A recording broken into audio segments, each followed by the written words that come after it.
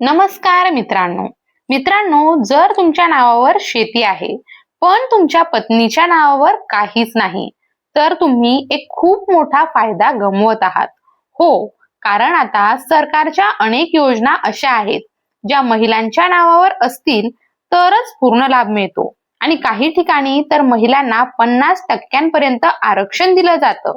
मग प्रश्न असा, तुमच्या पत्नीच्या नावावर जमीन नसेल तर तुम्हाला पूर्ण फायदा कसा मिळणार? म्हणूनच आजचा हा व्हिडिओ खूप महत्वाचा आहे. कारण आज आपण जाणून घेणार आहोत लक्ष्मी मुक्ती योजना नेमकी काय आहे, पत्नीचं नाव सातबाऱ्यावर कसं लावायचं, अर्ज कसा करायचा आणि कोणती कागदपत्र लागतात, आणि सर्वात महत्वाचं, हा अर्ज लोकांना मिळतच नाही. यामुळे अनेक शेतकरी अर्जच करू शकत नाहीत. म्हणून आज आपण अर्जाचा पूर्ण नमुना प्लस प्रक्रिया अगदी सोप्या भाषेमध्ये समजून घेणार आहोत. मित्रांनो, लक्ष्मी मुक्ती योजना म्हणजे पतीच्या जमिनीवर पत्नीला सहहिस्सेदार बनवण्याची योजना. म्हणजे काय? सातबारा उतार्यावर फक्त पतीचं नाव न राहता पत्नीचं नाव सुद्धा मालकी हक्कात येतं. आजचा काळ बदलला आहे. प्रत्येक योजनेत महिलांना प्राधान्य दिलं जातं. काही ठिकाणी 30%, काही ठिकाणी 33% आणि काही ठिकाणी तर 50% आरक्षण दिलं जातं.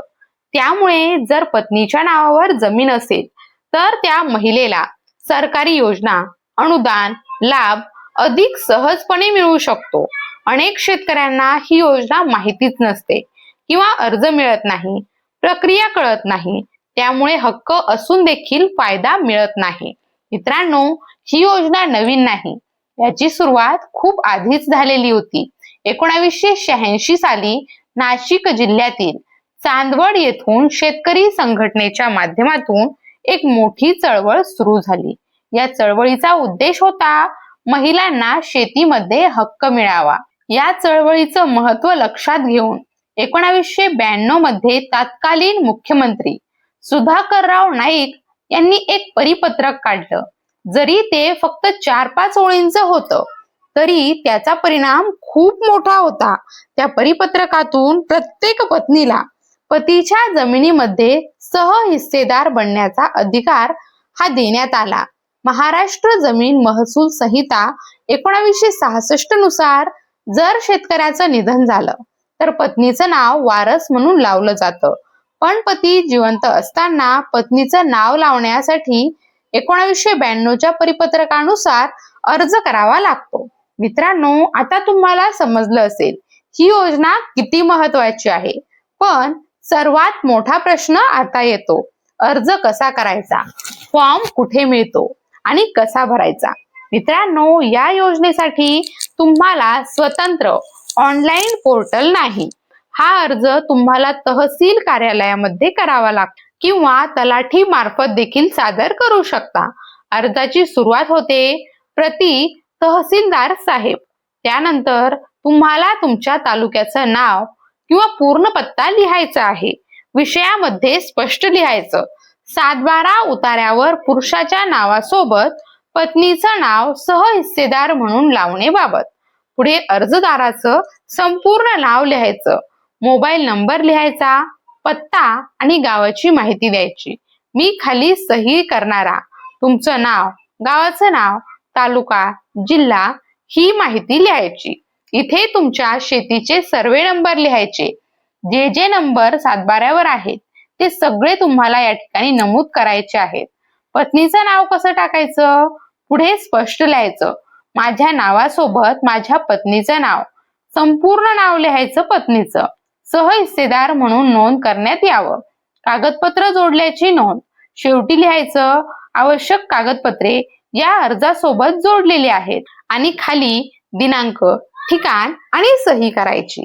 मित्रांनो, हा भाग खूप महत्वाचा आहे, कारण कागदपत्र अपूर्ण असतील तर अर्ज रिजेक्ट होऊ शकतो. लागणारी कागदपत्र काय आहेत तर पहा, रहिवासी दाखला, पॅन कार्ड, रेशन कार्ड, पत्नीचं नाव असलेलं रेशन कार्ड, आधार कार्ड, पती पत्नी दोघांचं, मतदान ओळखपत्र, ते देखील पती आणि पत्नी दोघांचंही लागणार आहे, सातबारा उतारा, पोलीस पाटील यांचा दाखला आणि मॅरेज सर्टिफिकेट. मित्रांनो, या प्रक्रियेत सगळ्यात महत्वाचं आहे पतीचं प्रतिज्ञापत्र, अफिडेव्हिट. अफिडेव्हिट मध्ये काय लिहायचं? 100, 200, 500 रुपयांच्या स्टॅम्प पेपरवर खालील माहिती द्यायची. मी या ठिकाणी पतीचं नाव, राहणार या ठिकाणी पत्ता. ही प्रतिज्ञा करतो की पत्नीचं नाव, ही माझी कायदेशीर पत्नी आहे. पुढे तिचं नाव आधार आणि रेशन कार्ड मध्ये नमूद आहे आणि माझ्या जमिनीच्या सातबारावर तिचं नाव सहहिस्सेदार म्हणून नोंदवण्यास मला कोणतीही हरकत नाही. साक्षीदारांची सही. या अफिडेव्हिटवर 2 साक्षीदारांच्या सह्या लागतात आणि शेवटी पतीची सही. अर्ज आणि कागदपत्र तपासले जातात. सर्व काही योग्य असेल तर सातबारा उतार्यावर पत्नीचं नाव सहहिस्सेदार म्हणून नोंदवलं जातं. मित्रांनो, एकदा नाव सातबाऱ्यावर आलं तर महिलेला सरकारी योजना, अनुदान, आर्थिक लाभ हे सहज मिळू शकतात. अनेक लोक अर्जच करत नाहीत कारण त्यांना वाटतं प्रक्रिया अवघड आहे, पण ही प्रक्रिया अगदी सोपी आहे. फक्त योग्य माहिती हवी. मित्रांनो, आजच्या काळात महिलांना पुढे आणणं खूप गरजेचं आहे आणि ही योजना त्या दिशेने एक मोठं पाऊल आहे. कमेंटमध्ये नक्की सांगा, तुम्ही तुमच्या पत्नीचं नाव सातबाऱ्यावर लावलेलं आहे का? किंवा आता अर्ज करणार आहात का? हा व्हिडिओ इतर शेतकरी मित्रांपर्यंत नक्की शेअर करा, कारण ही माहिती अनेकांसाठी खूप उपयोगी आहे. तुम्ही पाहत आहात खबर लाईट, जिथे मिळते तुम्हाला सरळ, सोपी आणि कामाची माहिती. धन्यवाद.